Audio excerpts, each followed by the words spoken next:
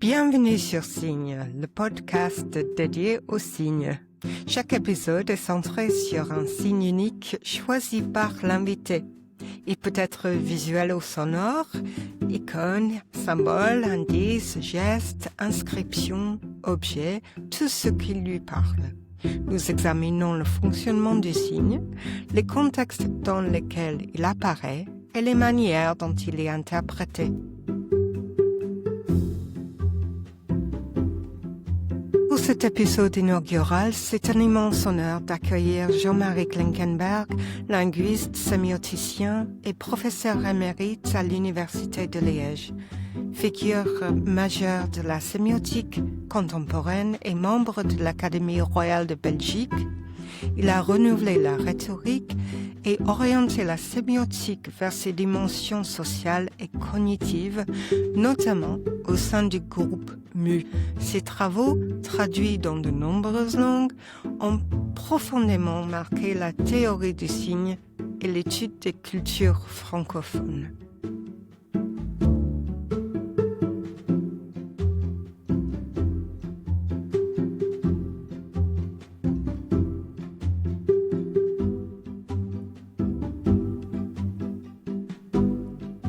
Alors bonjour Jean-Marie Klinkenberg, merci beaucoup d'avoir accepté mon invitation pour ce nouveau podcast dédié aux signes. Je suis également ravie d'être chez vous.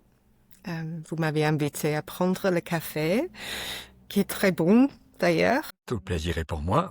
Et je voulais aller tout de suite à votre signe. Je suis vraiment fascinée par votre choix. Et j'ai hâte de savoir ce que vous allez nous en dire sur votre choix de signe. La carte de géographie, mais pas n'importe quelle carte de géographie. La carte que, dans ma jeunesse, lorsque j'étais boy scout, on appelait la carte d'état-major, car c'est en effet toujours quand même les militaires qui sont derrière les cartes. On sait que la géographie, ça sert à faire la guerre. Donc j'ai choisi la carte d'état-major qu'on appelle aujourd'hui carte de randonnée, parce que même si ça reste le même genre de carte, avec extrêmement précise, on y trouve aussi beaucoup d'indications touristiques, et par exemple les sentiers de grande randonnée. Plus particulièrement, je n'ai pas choisi n'importe quelle carte, puisque vous travaillez en France, j'ai choisi une carte française, et j'ai choisi une des cartes de la Corse, la carte sur laquelle on trouve le golfe de Valinco. Alors, on n'est pas là pour faire du tourisme, pour parler du tourisme, même si, quand même, la Corse, on pourrait en dire beaucoup de choses. D'abord, on est là pour faire de la sémiotique, pour expliquer à quoi servent les signes et comment ils sont construits. Alors, je commencerai tout de suite par dire que avoir choisi la carte, ça tombe bien, parce qu'il y a un dicton qui dit « la carte n'est pas le territoire ». Et donc, on peut élargir la perspective et dire le signe, c'est pas la chose. Il y a un rapport, évidemment, entre les signes et les choses. Il y a des gens qui sont amoureux des photos plutôt que de la personne aimée. Il y a des gens qui, devant des signes, justement, éprouvent les mêmes choses que devant la réalité. Donc il y a un rapport. Il y a un rapport sans aucun doute, mais en même temps, ce n'est pas la même chose. Donc la carte n'est pas le territoire. Et ça illustre donc bien la définition du signe que donnaient les anciens. On le donne en latin pour faire snob, aliquid stat pro adeco, ce qu'on peut traduire donc par quelque chose qui est là pour quelque chose.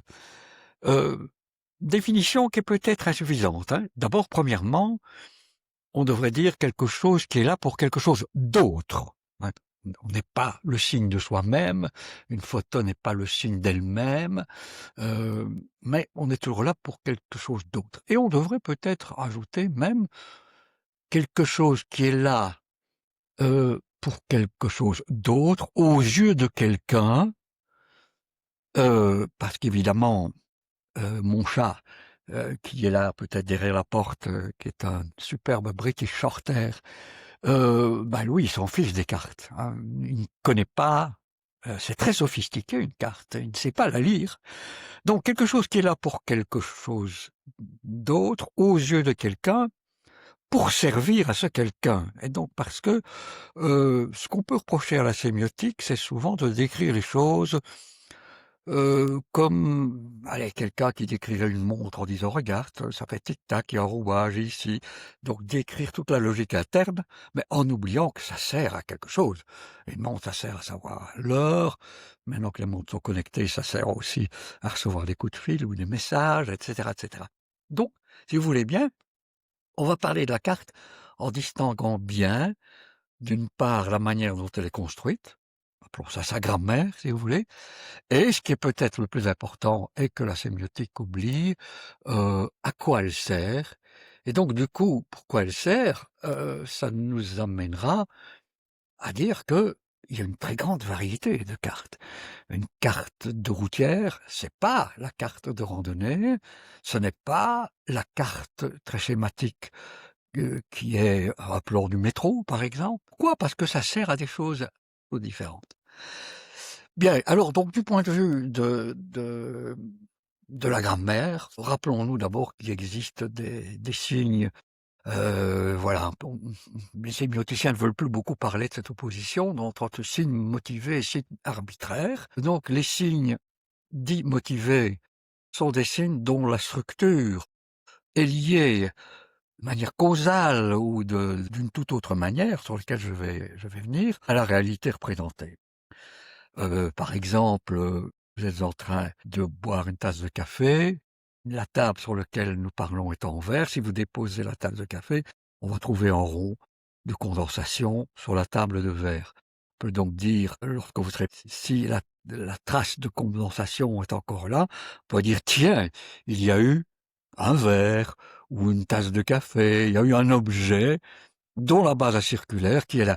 Il y a eu une espèce de rencontre physique telle que la trace qui est là nous indique qu'il y a eu un phénomène physique qui est la présence de la tasse sur la table.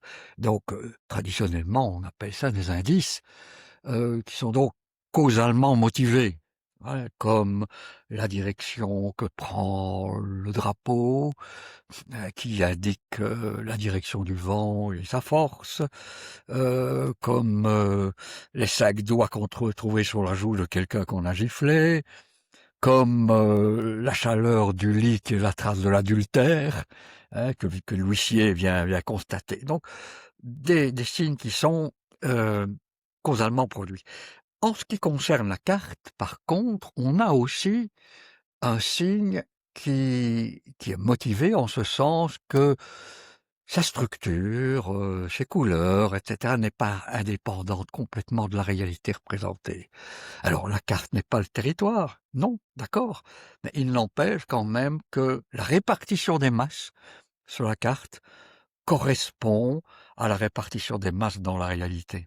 Par exemple, la carte que j'ai sous les yeux, qui est donc la carte de Corse où il y a le golfe de Valinco, mais nous avons des zones bleues qui représentent la mer, et ces zones bleues suivent un certain tracé, et ce tracé, c'est la côte. Et donc, de temps en temps, il y a des angles très forts, elles correspondent à un cap dans la réalité. Des échancrures dans ces zones bleues, elles correspondent à une avancée de terre, hein, la pointe de Campo Moro qui s'avance dans la mer.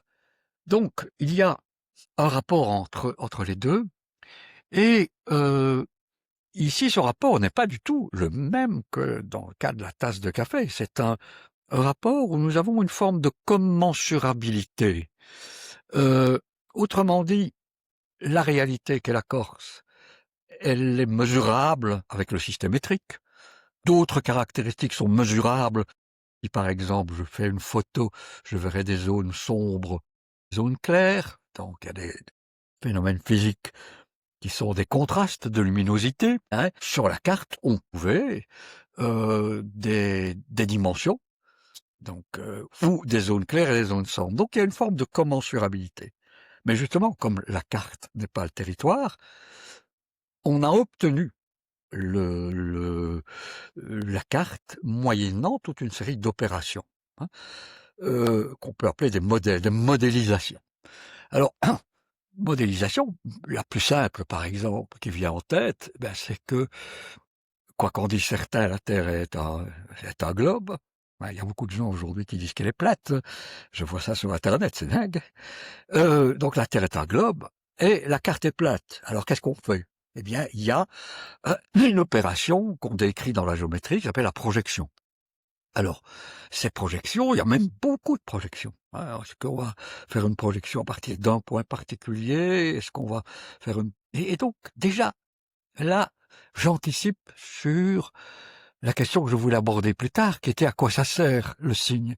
Parce que les projections qu'on va choisir, elles ne sont pas innocentes. Il y a des projections qui vont faire qu'une carte va bien respecter les proportions des territoires. D'autres, voilà, pareil. Alors ça sert à quoi? Ben, par exemple, un géomètre qui est payé par le cadastre au moment où on doit calculer l'impôt des personnes, c'est très important qu'il ait des cartes où il puisse regarder les superficies de manière très nette. Dans d'autres cas, non, la superficie n'est pas respectée. On critique beaucoup la projection de Mercator, n'est-ce pas, les cartes que nous voyons dans les atlas. On voit que le Groenland, ce Groenland que Donald Trump veut acheter, sans doute parce que tout petit, il s'est rendu compte que c'était grand, oh, c'est un grand pays, je le veux pour moi. Donc c'est très grand, mais en fait non, le Groenland apparaît comme plus grand, aussi grand que l'Afrique, alors qu'il est beaucoup plus petit. Ici, la projection dite de Mercator ne respecte pas les superficies. Donc, nous avons des cartes qui respectent les angles. Alors, c'est très important pour un marin, hein, parce que lui, ce qu'il faut, c'est pouvoir suivre un cap, tracer un cap, suivre un cap. Donc voilà, une qui respecte les angles, mais qui ne respectera pas la superficie. La superficie. Dans d'autres cas, j'ai parlé du métro. Ben, qu'est-ce qui nous intéresse quand on est passager dans le métro? On s'en fout un peu de savoir si ça monte ou si ça monte pas, si ça descend ou si ça remonte, si ça tourne. Non, ce qui nous intéresse, c'est le point A, et puis le point B, et puis le point C. Moi, je veux descendre à la station C. Donc, ce qui est important, c'est d'avoir une succession. Donc, on a des techniques. Donc, dans les signes qui sont comme mensurables, comme la carte, mais c'est le cas de la photo aussi, ou du portrait, etc. Dans les signes comme mensurables, nous avons donc des transformations. On ne veut pas dire qu'on a pris, quand on fait une photo, qu'on a pris votre tête et qu'on l'a écrasée sur la photo. Hein. Oh non, transformation, ce mot, pour moi, désigne un modèle, par exemple, un type de projection, une échelle. Toutes les cartes ici sont au 25 millième. Toutes les cartes européennes sont au 25 millième maintenant. Donc 1 centimètre sur la carte représente 250 mètres. Ah oui, il y avait des cartes au 20 millième. Moi, j'ai commencé à faire de la randonnée avec des cartes au 20 millième, mais maintenant elles sont dans beaucoup d'endroits au 25 millième. C'est le cas dans la carte de randonnée française, c'est le cas dans la carte belge. Mais dans la carte luxembourgeoise est restée fidèle au 20 millième. Donc voilà, un 25 millième, c'est donc une échelle, une réduction, et cette réduction va être appliquée à tout, aux côtes comme aux routes, etc., etc. Alors, nécessairement, comme je viens quand même de le suggérer, même dans les signes dits motivés, il y a énormément d'arbitraire. Alors, quelle projection va-t-on choisir? Quelle échelle va-t-on choisir? Ce sont des décisions arbitraires que l'on prend donc en fonction de l'utilisation qu'on en a. De même, les couleurs. Voilà. Ici, le bleu désigne la mer. Alors, c'est vrai qu'en Corse, on peut avoir l'impression que la mer est bleue. Mais moi, j'habite ici dans un pays où la mer n'est pas bleue. Hein. J'habite en Belgique, j'ai une petite maison en Normandie, et je vous assure qu'on est plutôt dans le gris, dans le brun, dans le vert, éventuellement un peu dans le violet, ça dépend. Ça change tout le temps d'ailleurs. Mais il n'empêche que les cartes, comme la carte de Corse, le golfe de Valinco est en bleu, mais la même carte en Normandie, du côté d'Étretat, sera bleue aussi, alors que la mer n'est pas bleue. Donc, le choix du bleu, c'est une pure décision arbitraire. Hein. Je vois bien pourquoi on a pris du bleu plutôt que du rouge. Hein. C'est parce que certains disent que la mer est bleue. Moi, j'ai mis du temps avant de voir une mer bleue. Hein. J'avais un âge adulte avancé. Et vous voyez, il y a des couleurs vertes aussi. Alors on dit, bah oui, mais c'est normal, hein, le vert c'est la couleur de la nature. Mais c'est une décision arbitraire, c'est de dire que le vert c'est la couleur de la nature. Il y a des déserts dans la nature, ils ne sont pas verts. Alors c'est vrai que le vert c'est la couleur de l'herbe, c'est la couleur de l'arbre, mais de l'arbre quand il a ses feuilles, hein, sinon il n'est pas vert. Donc voilà, on a mis du vert et euh, on a mis des vers de manière un petit peu différente. Bien, on a mis des petits signes, des petites boules. Et ça correspond à rien, n'est-ce pas? Et les boules, ça veut dire une forêt, mais une forêt de feuillus. Des petits triangles, et on dit, voilà, ça c'est des forêts de conifères. Alors, on voit bien d'où ça vient, hein. On a la représentation prototypique du sapin, Noël, Christmas, triangulaire. Et donc, conifères, à cause des sapins triangulaires. Mais en Corse, il n'y a pas de sapin triangulaire. Il n'empêche qu'on a mis des petits triangles là où il y a des pins laricio, par exemple. Et on a mis des petites boules là où il y a des feuillus. Alors bien sûr, les arbres, lorsque les petits-enfants les dessinent, on leur apprend à les faire des arbres en boule. Mais c'est rare qu'on voit réellement un arbre en boule. Hein. Il faut vraiment qu'on les taille. Donc, très rapidement, vous voyez, dans les signes dits motivés, nous avons énormément de choses qui sont purement conventionnelles. Les types de transformation, les échelles, les couleurs sont conventionnelles, les petits signes sont conventionnels. Et même les dimensions, quand je dis l'échelle, elles ne sont pas toutes toujours respectées, ces échelles. Par exemple, sur la carte que j'ai sous les yeux, il y a des routes. Il y a des routes. Alors si je m'amusais à agrandir la carte et à mesurer la largeur de la route en appliquant l'échelle d'un 25e, j'arriverais à des routes qui auraient 15 ou 20 mètres de large. Et c'est jamais vrai. En Corse, les routes sont étroites. Quand vous êtes derrière quelqu'un, armez-vous de patience. Hein. En Corse, on ne compte pas en kilomètres, on compte en heures, les distances. Donc voilà, là, même la largeur du chemin sur la carte est quelque chose de tout à fait arbitraire. Et ne parlons pas de sa couleur qui est jaune. Hein. Donc les routes ne sont pas jaunes. Donc voilà, nous sommes très rapidement dans du conventionnel. Ce conventionnel, c'est du culturel. Et la majeure partie des signes que nous utilisons sont des signes qui sont établis en fonction d'une convention culturelle. Hein. Donc, les signes arbitraires, j'ai commencé par ça, par votre tasse de café, puis la carte, qui est commensurable avec la réalité, mais qui comporte énormément d'éléments qui ne sont pas commensurables, et puis tous les autres. Je vais prononcer le mot corse ou le mot valinco. Le mot corse n'a rien à voir dans les sons de l'accord, les sons du mot corse, ou la longueur du mot corse, n'a rien à voir avec l'objet corse. Et donc les signes linguistiques sont assez fréquemment pris comme exemple le plus parlant des signes arbitraires. On ne mange pas le mot pain, on ne se promène pas dans le mot corse, et on ne boit pas le mot bière.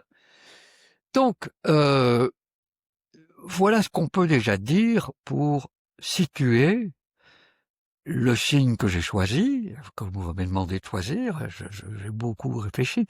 Puis pour finir, j'ai pris la carte pour des raisons vraiment personnelles. J'ai toujours adoré les cartes, les cartes, et j'en reparlerai peut-être un peu plus tard, mais je lis la carte avant de me promener. Je me dis, tiens, on va passer par tel, on va passer par tel endroit, là, ça doit monter. Je la lis pendant, pour ne pas me perdre. Je me dis, tiens, pour le moment, je devrais être en train de monter, je suis en train de descendre. Qu'est-ce qui va pas là? J'ai dû me tromper. Et puis je les relis après, pour me rappeler la superbe journée.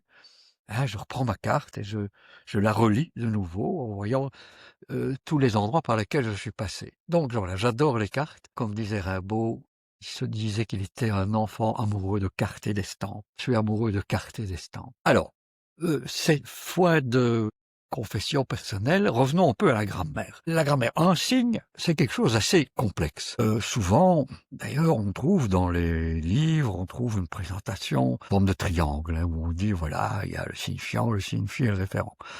Ce triangle ne tient pas debout. Le premier étudiant en linguistique sait que le signifiant, ce qu'on appelle signifiant, c'est deux choses très, très différentes. En linguistique, on apprend à distinguer, je suis désolé de donner un petit cours de linguistique générale à vos auditeurs, on apprend à distinguer le son et le phonème. Le son, c'est un phénomène physique. Je peux l'enregistrer, comme vous le faites pour le moment, et mesurer la puissance du son, sa hauteur du son, la longueur d'un son, si je le tiens. C'est un phénomène physique, qui comme tel ne signifie rien. Mais le son est le substrat physique d'un phénomène dont s'occupent les linguistes, qui est le phonème. Alors le phonème, c'est quoi? C'est l'idée d'un son, c'est le modèle d'un son. Mais comment est-ce qu'on dit, dans telle langue, il y a A, il y a E, il y a E, en français par exemple, on vous dit qu'il y a E, le E fermé et le E ouvert. Mais par contre, quand vous faites de l'espagnol, on vous dit il y a E. Alors, si vous fermez un peu, hein, est-ce que tu as été à estado, avec un E très fermé, estado, mais si vous prononcez avec un A très ouvert, estado, c'est toujours E. C'est toujours un phonème. Donc, il y a deux phonèmes en français, et il y en a un. Et c'est donc pas du tout leur caractéristique formelle qui permet de dire ça. Non. Ce qu'on appelle un phonème, c'est ce qui permet de distinguer. Et en français sont des phonèmes parce que ça me permet de distinguer le mot D lorsque je jette des dés sur la table et des, l'article indéfini, ou bien le D, D-A-I-S, qu'on met au-dessus d'un lit à baldaquin ou du Saint-Sacrement dans une procession dans un rite catholique. Des. Fait. J'ai fait, mais une fée qui fait de la magie. Donc, en français, cette petite différence de son qu'un espagnol percevra difficilement, il aura, il devra faire des efforts pour bien percevoir, ça nous sert à distinguer fait, le fait, dé de dé, etc. C'est donc une rentabilité très très importante pour distinguer l'une de l'autre les unités linguistiques du rang supérieur. Dé, fait.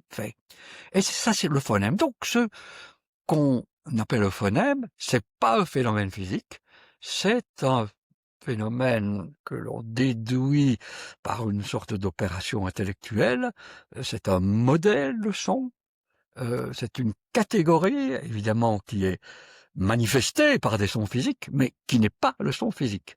Donc on ne peut pas enregistrer un phonème, ça n'existe pas.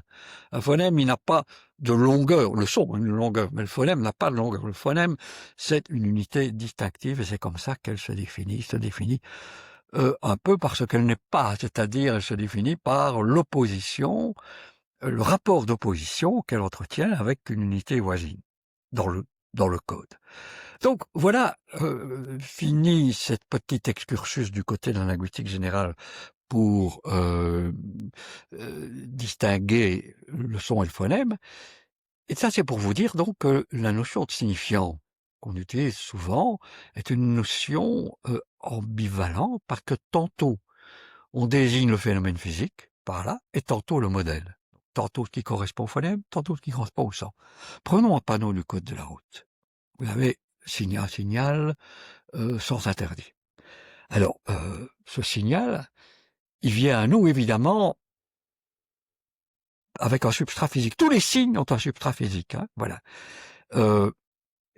il vient à nous comme un phénomène physique. Bon, c'est une forme circulaire, d'accord, mais sur une tôle en métal. Alors, ça peut être du fer, ça peut être de l'acier, ça peut être du zinc, toutes sortes de choses. Ce signal est circulaire. Oui, mais circulaire, mais il peut être bosselé. Et si nous sommes en Corse, vous êtes sûr qu'il y a des trous de balles. La signalisation routière en Corse est criblée de balles, de trous de balles et de trous de choses. Donc, voilà, si nous sommes en Corse, il est vraisemblable qu'elle est trouée. Circulaire, mais peut-être que bosselée, parce qu'un automobiliste est rentré dedans. Rouge, non. Circulaire, rouge. Mais peut-être qu'avec le soleil, ce rouge a été délavé. Donc tout ça c'est des aspects physiques du un rouge plus ou moins rose, un schéma circulaire plus ou moins circulaire, une surface plus ou moins plate, etc. Mais ça, c'est la matérialité, et je l'appelle le stimulus. Stimulus, parce que c'est ça qui frappe mes sens. Et ça renvoie à un signifiant qui est un modèle, exactement comme le phonème était un modèle. Un signifiant qui est un modèle, donc la circularité, le caractère rouge, et le rapport entre le fond blanc et le caractère rouge. Donc voilà. Et donc si par exemple vous engagez à votre voiture dans une voie interdite et que vous avez une amende, si vous allez dire au juge, ah, mais monsieur, il était rosé, hein, vous ne serez pas suivi et vous serez même peut-être condamné pour outrage à magistrat. Donc c'est pas parce qu'il est rosé, c'est pas parce qu'il a des trous qu'il ne correspond pas à cette espèce de modèle stable. Donc c'est pour ça que je dis que c'est un modèle stable qui est circulaire rouge. Et ça c'est le signifiant. C'est un modèle abstrait. C'est-à-dire que tous les signaux que je vais rencontrer correspondent à un modèle abstrait. Alors voilà, par exemple, cette carte que j'ai sous les yeux, ben, elle a sa matérialité, elle a des plis qui proviennent du fait que je l'ai fait utiliser. Il y a des endroits où il y a des taches. Il y a même des petites annotations manuscrites que je me suis étonné de retrouver en choisissant ma carte, en me disant tiens, je vais prendre le golfe de Vanico. Oh, j'ai trouvé des notes que j'ai prises, des petites croix que j'ai mises, et je l'ai salie la carte. Alors vous allez me dire, ah, mais les autres, celles qui sont au magasin, elles sont toutes les mêmes. Mais non, le stimulus est chaque fois quelque chose de contingent, d'unique. C'est une expérience unique. Ça, c'est ma carte. Alors, celle qui est dans le magasin, elle est beaucoup plus propre, et c'est vrai qu'elle ressemble très très fort à une autre carte qui est dans un autre magasin. Le Vieux Campeur à Paris, on va la trouver, et on va la trouver évidemment dans la librairie dans les librairies d'Ajaccio, hein. Bien sûr, ce seront des cartes physiquement différentes, même si elles se ressemblent très très très fort. La mienne, celle d'Ajaccio, celle du Vieux Campeur à Paris, sont chaque fois une expérience unique. Mais toutes renvoient au même modèle, qui est l'idée de la représentation du golfe de Valinco. De même que toutes les expériences des signaux, qu'ils soient rosés ou rouge vif, renvoient à un modèle de rouge stabilisé, une sorte de rouge idéal. Donc voilà, stimulus, signifiant. Là, on est du côté de ce qu'on appelle le plan de l'expression. Mais bien sûr, une fois qu'on a ce signal rouge, il sert à rien, il sert à quelque chose qui est de nous dire sans interdit, circulation interdite. Et là, c'est le signifié qui est aussi un modèle, parce que c'est un concept très général. Hein. Et ce concept peut renvoyer, peut être utilisé, peut être mobilisé dans une situation particulière. Je vois devant cette rue, cette voie dans laquelle je me disposais à m'engager, je vois ce signal qui me dit que cette rue-là, elle est interdite. Donc, si vous voulez, si nous étions devant un tableau et pas devant un micro, je vous aurais dessiné un beau carré. Et vous auriez eu en bas le stimulus. Au-dessus du stimulus, vous auriez eu le signifiant. Et puis en face, vous auriez eu au-dessus, face au signifiant, le signifié, et en dessous, le référent. Alors vous voyez que dans ce carré, la base, c'est le domaine du contingent. Ce sont des expériences uniques. Le stimulus, ce panneau avec sa matérialité, sa matérialité, donc le type de métal dont il est fait et le type de rouge, et la situation de ce panneau dans un lieu dans lequel on entend réglementer la circulation. Et puis au niveau supérieur, on est au niveau des modèles, au niveau des abstractions par lesquelles il faut passer. Et c'est et donc signifier référent, ça c'est le plan du contenu. Comme vous voyez, je fais entrer le contenu, je fais entrer le référent dans le contenu, c'est-à-dire la connaissance que nous avons de la réalité dans laquelle nous sommes, qui est signifiante. Hein. Ce n'est donc pas le référent, c'est donc pas la chose en tant qu'elle ne signifierait rien, la rue en tant qu'elle est faite de bâtiments qui eux-mêmes sont faits de matériaux comme des briques, qui eux-mêmes sont faits de molécules et dans laquelle il y a des atomes. Non, c'est l'objet rue tel que je peux le reconnaître, c'est-à-dire conforme à un modèle, le modèle de la rue.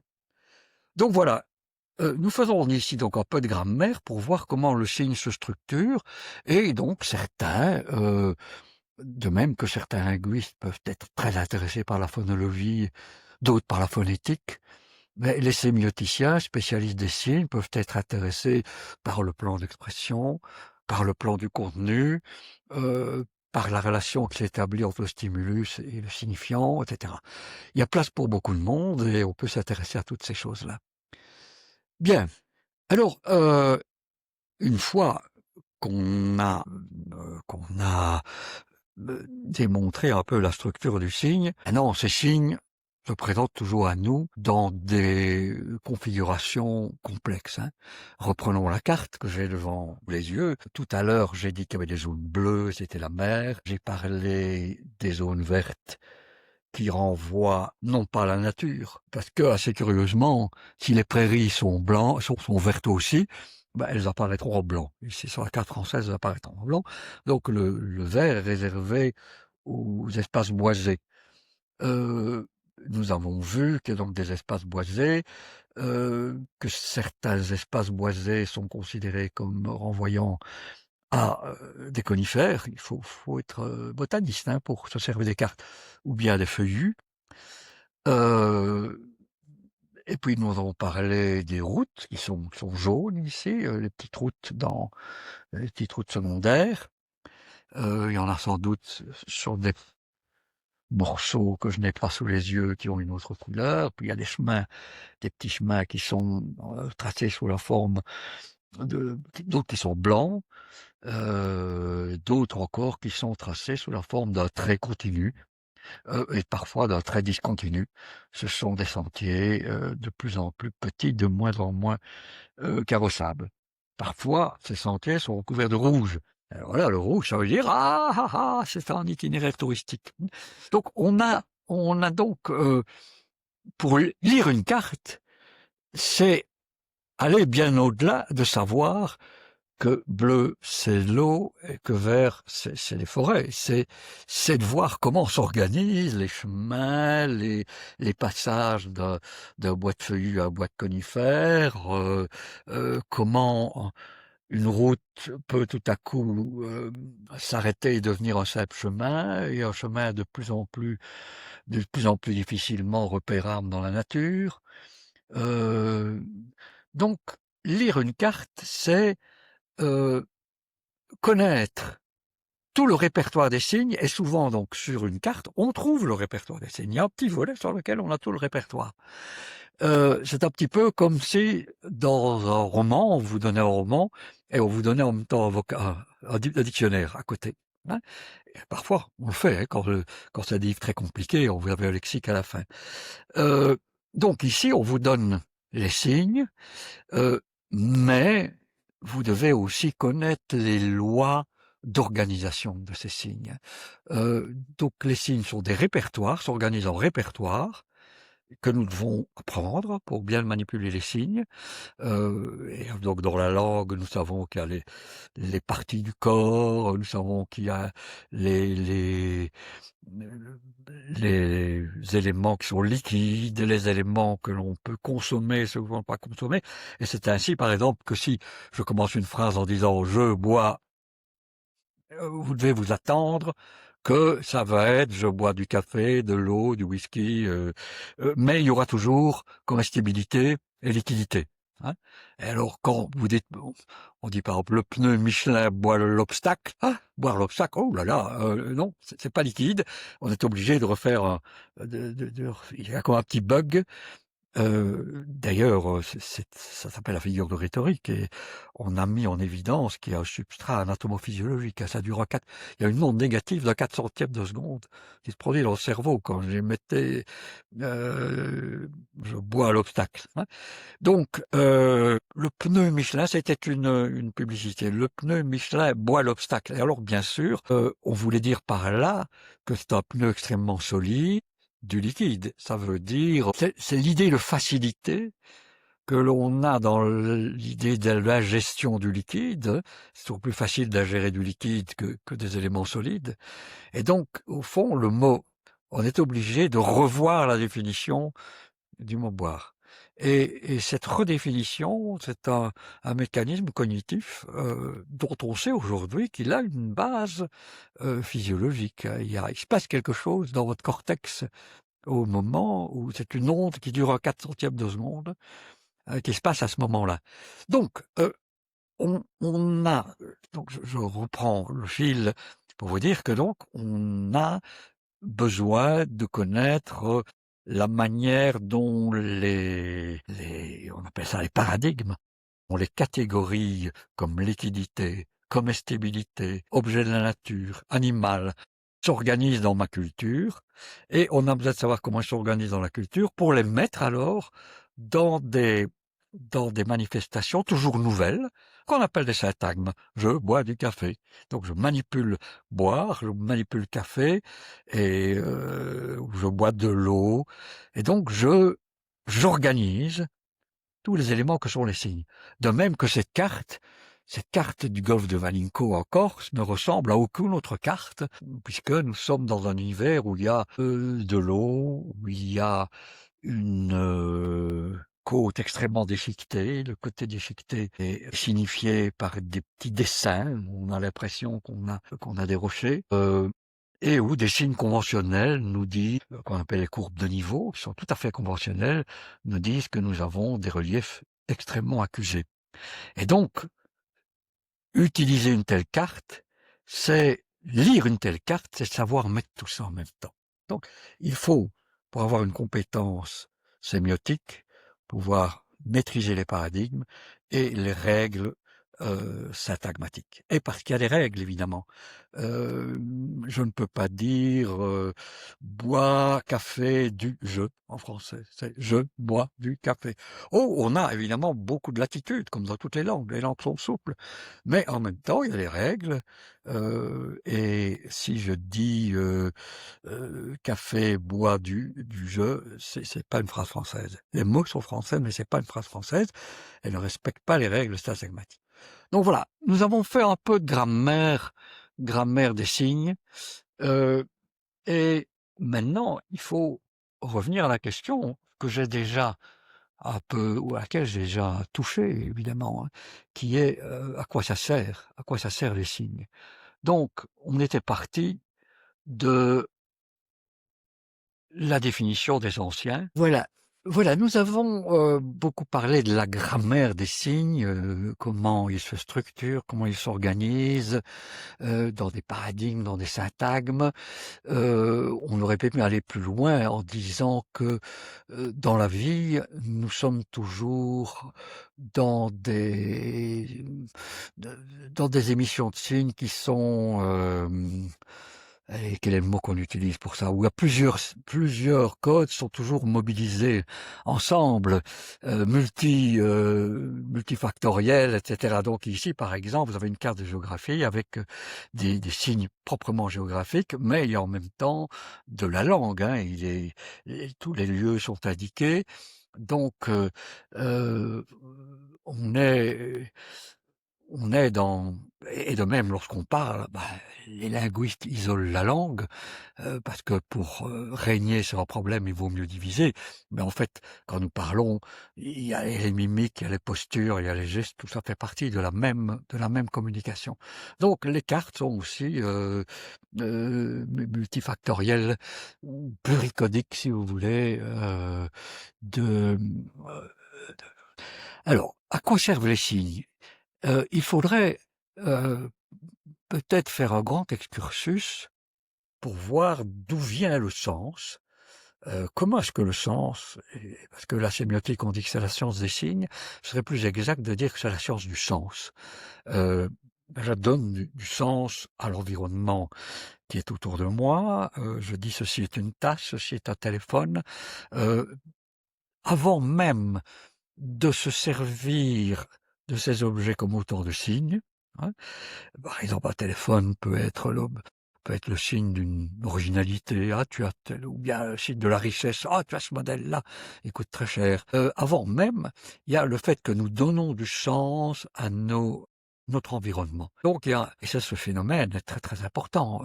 Euh, euh, Très important pour la survie des individus, la survie de l'espèce. Il s'agit de donner du sens. Sur quoi que porte notre regard, et l'expérience est multiple, elle va dans tous les sens, et donc il faut que nous puissions la discipliner, et par exemple catégoriser l'expérience. Et c'est comme ça que nous disons il y a les chaises, il y a les tables, il y a des êtres humains, etc., etc.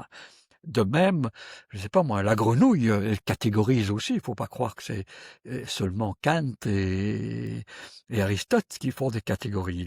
La grenouille, elle se jette sur tout ce qui ressemble à une mouche. Elle n'a pas besoin de les connaître individuellement par leur prénom. Tiens, c'est la mouche machin, la mouche truc mal. Non, elle a catégorisé, elle connaît l'abstraction mouche et elle se jette. Et sa survie est liée à ça. Il ne faut pas qu'elle hésite. Donc il faut que nous ordonnions le désordre du monde à travers le sens que nous lui donnons. Et bien justement, c'est à ça que servent le signe. Donc d'une part, nous économisons pour créer le sens, mais en même temps, pour nous servir du sens, nous sommes aussi dans une démarche d'économie. Euh, le signe n'est pas la chose, on l'a dit en commençant notre entretien, la carte n'est pas le territoire, mais ça me permet de mobiliser le territoire facilement. Si je suis par exemple un géomètre, je vais la mesurer, donc j'ai les pieds dans la terre, je me suis mouillé peut-être en me mettant à genoux, mais je vais, euh, je vais faire une carte. À partir de ça, je vais faire une carte, et c'est cette carte qui va me servir à partir de là pour dire, ben voilà, il y a autant de mètres carrés, il y a ce champ appartient à monsieur Untel, le champ voisin appartient à monsieur Untel. Donc, ça nous permet de manipuler les choses en leur présence ou en leur absence. Ou en leur absence. Hein. Si je vois la photo de quelqu'un que j'aime, voilà, cette personne est loin, et puis voilà, je peux regarder sa photo tous les jours. Et donc, en quelque sorte, je manipule la personne à travers un substitut qui me sert, qui va être l'objet de mon regard.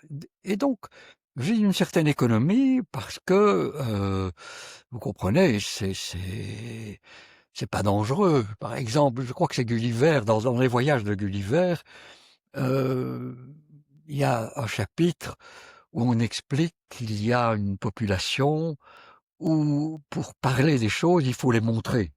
Donc, par exemple, si vous voulez parler d'un cheval, il faut montrer un cheval. Si vous parlez d'un écu, il faut montrer un écu. Mais vous imaginez, si vous devez parler de 1000 écus, j'aimerais avoir 1000 écus, il faudrait que vous manipuliez. Puis ça peut être dangereux. Si vous parlez d'un tigre, il faut amener un tigre. Donc, avec les signes, manipuler les choses en leur absence. Je peux dire, voilà, tel pays produit autant de tonnes de blé sans devoir mobiliser les tonnes de blé. On a les chiffres qui représentent des quantités, on a le mot blé qui représente une catégorie très très générale. On peut, avec cette démarche d'abstraction et de modélisation qui est à l'origine du signe, on peut donc manipuler les choses en leur absence ou en leur présence. Hein. C'est ce que je fais avec la carte. Je manipule la Corse en son absence, nous sommes très loin de la Corse, il y a très longtemps que je n'ai plus mis les pieds en Corse, mais en la regardant, en regardant la carte pour préparer notre entretien, j'ai manipulé la Corse, de manière abstraite et à distance. J'ai dit, ah oui, il y a ça. Et puis, ah oui, quand je descendais de la route qui vient depuis le Belvédère pour aller faire les courses à Propriano, Propria en Corse, oui, ça descendait et puis ça devenait plat. Donc, je manipule à distance une représentation mentale de la Corse que la carte me permet de faire. Mais quand j'y suis, cette carte va me permettre de prévoir où je vais mettre mes pieds. Attention, ça va monter. Hein. Là, faut s'y reprendre 1, 2 fois, ou bien il est temps d'avoir pris de l'eau, hein, parce que ça va chauffer. Hein. Là, je vais pendant 3-4 kilomètres, je ne serai pas à couvert. Il n'y aura pas d'arbres. Le soleil va cogner. Hein. Donc, je peux manipuler les choses de manière économique. Et donc, de manière économique, à n'importe quel moment. C'est ça, le signe est disponible tout le temps. Ah, je vous ai dit que, tout à l'heure, je vous ai dit que quand que les cartes me servaient, je les lisais avant, pendant et après. Avant, en l'absence du paysage. Pendant, au moment où je suis dans le paysage. Et après, au moment où je me souviens de la randonnée qui a été faite. Et alors, c'est ce qui est intéressant, et ça va peut-être me permettre de revenir à quelque chose qui est l'origine des signes, d'où est-ce qu'ils viennent. Non seulement à quoi ils servent, mais d'où est-ce qu'ils viennent. Peut-être avant de parler des origines, continuons quand même avec ce à quoi ils servent, pour dire que les usages peuvent être extrêmement variés. Et rappelez-vous que tout à l'heure, je vous disais qu'il y avait des tas de types de cartes différents. La carte du marin, c'est pas la carte du géomètre, parce que le réter n'est pas le même. Le géomètre, lui, veut mesurer les surfaces. Le marin, lui, il veut prendre des caps. Il n'utilisera pas la même carte. Et j'ajoutais l'utilisateur du métro. Et l'utilisateur du métro, il se fiche des caps, il se fiche des surfaces, mais lui, ce qui l'intéresse, c'est l'ordre des stations. Je dois descendre à telle station et j'ai encore 5 stations avant d'y arriver. Donc, lui, c'est une carte aussi, hein, et c'est une transformation aussi. Tout à l'heure, j'ai parlé de la projection, j'ai parlé de l'échelle comme type de transformation. Mais voilà, c'est une forme de transformation qu'on appelle la transformation topologique. Elle ne conserve que des caractéristiques extrêmement larges, qui est la succession des points et la concentricité, les stations sont souvent représentées par une petite boule, et ça indique au fond son caractère fermé. Hein. Voilà, on n'a retenu que cela. Donc, on retient les signes, on les structure toujours en fonction d'un certain type d'usage. Et c'est ce qui fait que quand on a des gens qui s'offusquent, comment tel mot nouveau qui apparaît, c'est un anglicisme, elle trouve le français souillé. Mais non, il y a eu des besoins nouveaux, et donc on est allé chercher des signes nouveaux. Et certains besoins, certains signes ne servent plus à rien, on les abandonne. Exactement, comme si j'ai cessé de bricoler, je peux jeter mon marteau ou l'offrir à quelqu'un. Hein.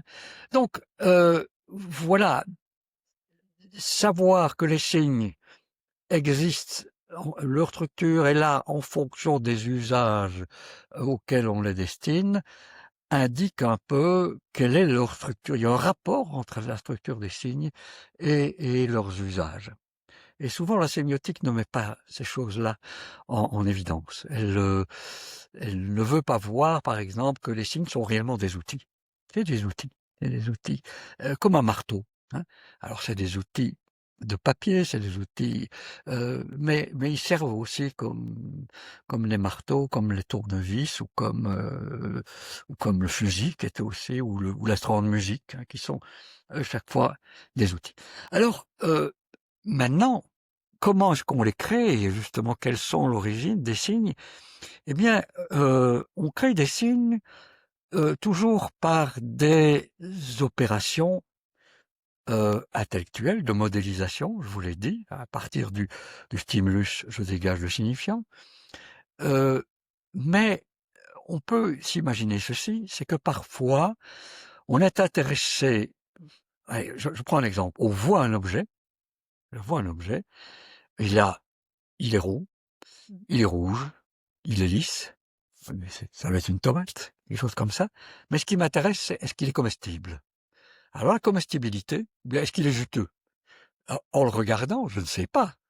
Donc c'est une caractéristique interne.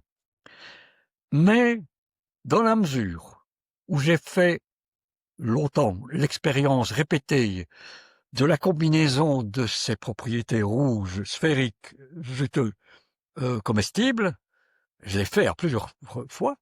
Et là, il y a aussi un substrat anatomophysiologique. Hein. On appelle ça le traitement parallèle distribué. Donc, je reconnais, qui fait que je reconnais même une tomate quand elle est verte, même si la tomate prototypique est rouge, même si elle est écrasée, donc elle a séché les sphériques, je continue à dire que c'est tomate parce que le modèle de la tomate. Mais dans ce modèle, il y a donc des phénomènes qui sont immédiatement visibles, sphéricité rouge, mais c'est par un travail d'inférence que je dis comestible et juteux.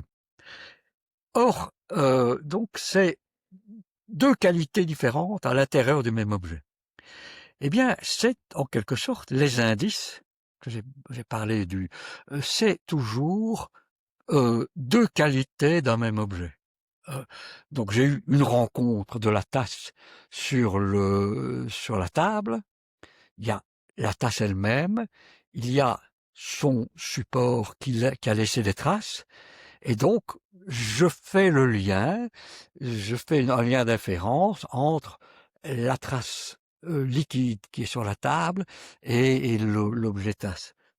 Donc voilà, c'est une première manière de créer des signes, c'est de s'entraîner à voir qu'il y a des qualités différentes dans un même objet et à créer des inférences. Mais parfois, nous pouvons aussi voir la même qualité dans des objets différents. Si vous avez une tomate et une photo de tomate, ben, ce sont des objets différents. La photo est plate, etc. Vous avez la sphéricité et non, sphéricité qui sera d'un côté, mais de l'autre, comme il y aura une projection, cette sphéricité sera représentée par une circularité et la couleur rouge. Bon, là, deux objets différents, mais avec une même qualité. Ce sont les signes motivés par commensurabilité, n'est-ce pas? Donc, c'est notre capacité à... La base du sens, c'est bien l'extraction dans le monde, par notre expérience, l'extraction de qualité et le fait d'isoler des objets. Je devrais expliquer très longuement comment naît la notion d'objet, mais ça nous emmènerait trop loin. Donc, ce que nous faisons, c'est repérer les qualités, repérer les objets, et donc faire des inférences, faire des liaisons entre des qualités à l'intérieur du même objet, plusieurs qualités différentes à l'intérieur du même objet, ou bien la même qualité dans les objets. Si nous savons faire des rapports entre des qualités différentes dans le même objet et la même qualité d'objets différents, ben, nécessairement, nous pouvons faire un cas plus loin et postuler qu'il peut y avoir des qualités différentes dans des objets différents. Et ça, c'est des signes arbitraires. Et donc, voilà, la naissance des signes, et d'ailleurs, nous pouvons voir que sur le plan phylogénétique, c'est plutôt dans les domaines du vivant. Les animaux sont des sémiotiques, même les bactéries sont des sémioticiens. Mais ça commence par le repérage de qualités différentes dans le même objet. La lecture des indices est très très forte, mais un certain nombre d'animaux sont à même de reconnaître qualités différentes, même qualité dans des objets différents, donc des icônes, hein, les signes commensurables comme ceux de la carte, et c'est beaucoup plus difficile pour eux de manipuler les signes de la troisième catégorie, signes arbitraires, sinon sous la forme du dressage. Hein. Mais ce n'est pas réellement les mêmes circuits qui fonctionnent que chez l'être humain où il y a une espèce de grande sophistication. Mais chez les animaux, il y a une sophistication très forte aussi. Hein. Il y a des signes arbitraires aussi. Les abeilles, par exemple, la danse des abeilles, c'est un exemple de grande sophistication. Voilà, tout ça pour vous dire donc que, et c'est par là que nous allons conclure, que si on sait que les signes sont extrêmement différents parce qu'ils servent à des choses extrêmement différentes, pour des personnes extrêmement différentes, et rappelez-vous que nous sommes partis de là, le signe est quelque chose qui est mis à la place de quelque chose d'autre, au jeu de quelqu'un pour servir à quelque chose, comme les situations dans lesquelles nous sommes, que le besoin de survie, hein, je suis très darwinien de ce point de vue-là, les conditions de survie sont extrêmement différentes, il faut s'attendre à ce qu'il y ait des signes extrêmement différents, et on a vu qu'il y a des grandes catégories, mais qu'à l'intérieur même de ces catégories, les signes varient dans l'espace, dans le temps et dans la société. Ils varient dans l'espace. J'ai ici sous les yeux donc une carte française, mais je suis beaucoup plus souvent face à une carte belge, puisque je vis en Belgique, et elles sont toutes deux au 25e. Les courbes de niveau, c'est les mêmes, mais je reconnais tout de suite une carte française. Le vert n'est pas le même, c'est pas le même vert. Pour les courbes de niveau qui indiquent l'altitude, les reliefs dans la carte française sont relayés par des zones plus sombres qui semblent indiquer que ce sont des ombres. Je trouve pas les ombres sur la carte belge. Je sais tout de suite que je suis devant une carte française. Donc ça varie dans l'espace. Ça varie dans le temps. Ça varie dans le temps. J'ai mis du temps avant d'accepter de me servir des cartes au 25e belges, parce qu'avant, j'étais habitué à des cartes au 20e.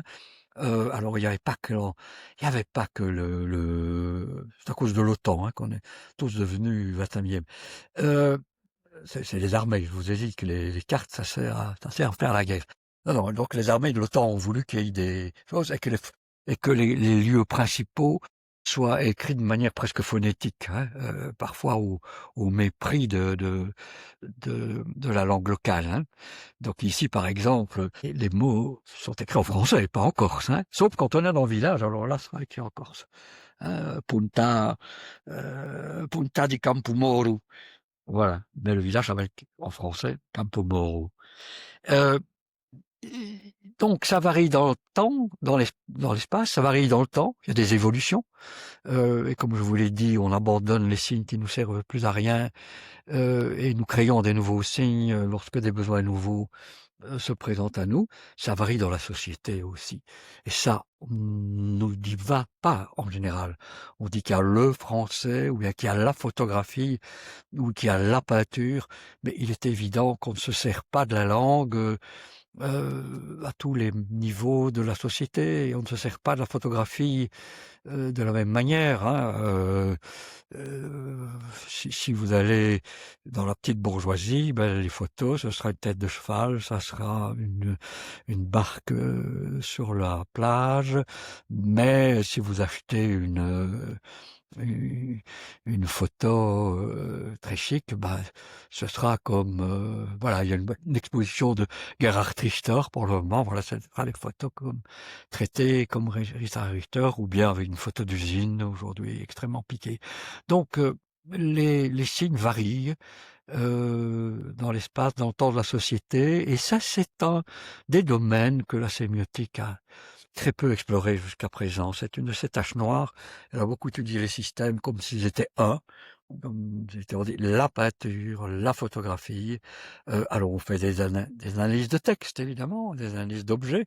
On fera, mais la variabilité de des signes, est un peu mise entre parenthèses, exactement comme le caractère utile. Donc, les signes connaissent et les grammaires des signes connaissent d'énormes variétés, dans l'espace, variétés dans le temps, variétés dans la société. Les cartes ne sont pas les mêmes d'un pays à l'autre, les plans de ville non plus, hein. Par exemple, vous êtes aux États-Unis ou au Canada, ben, on présente les villes toujours avec des traits simples. On n'a pas besoin de mettre des traits larges ou des traits étroits. Oui, tout est large. Facile, tout est large, donc on n'a pas besoin. Donc ça varie dans l'espace, ça varie dans le temps. Une carte du XVIIIe siècle ne ressemble pas à une carte quasiment illisible pour nous. Et ça varie dans la société, qui est un phénomène que souvent on passe sous silence, car en effet, les signes nous servent aussi à nous distinguer dans la société. Il y a une manière de parler, une manière de se meubler qui indique la classe sociale à laquelle vous appartenez. Et donc les différences sociales se marquent aussi par des différences sémiotiques. Et donc ce sont des choses que la sémiotique, comme discipline, a relativement laissées de côté. C'est une sous-discipline de la sémiotique qui est encore en gestation, qui serait la sociosémiotique, hein. Ce qu'on appelle sociosémiotique aujourd'hui, c'est souvent comment est-ce que comment est-ce que des textes parlent de la société, mais il ne met pas en avance, ne met pas en évidence le fait qu'il y a une stratification des codes sémiotiques d'un côté et qu'il est à mettre en regard de la stratification sociale de l'autre. Ça, ce serait une vraie sociosémiotique. Donc, ce sont des choses qui sont un peu laissées de côté, de même qu'on a beaucoup laissé de côté ce qu'il y a en aval des sens. On peut voir comment on construit le sens à partir de l'expérience, et ça, c'est une sémiotique cognitive, s'est développée au cours des dernières années, qui a permis de mettre ça en avant.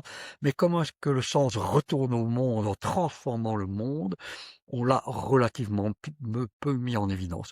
Oh, bien sûr, il y a une discipline linguistique qu'on appelle la pragmatique, et une grande école de sémiotique porte le nom de pragmatique aussi, la sémiotique persienne, mais elle n'envisage guère que les actes proprement langagiers, et elle ne voit pas comment les signes finissent par avoir un output directement à la réalité.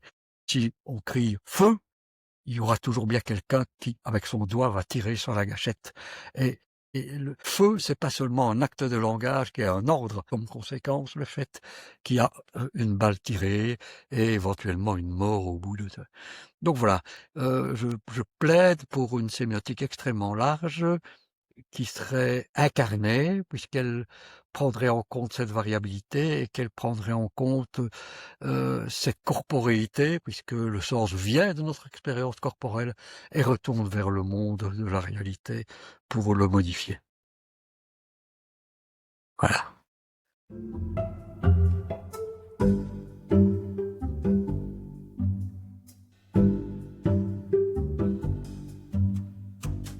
Oui, Hein. très beau cadeau. Merci beaucoup.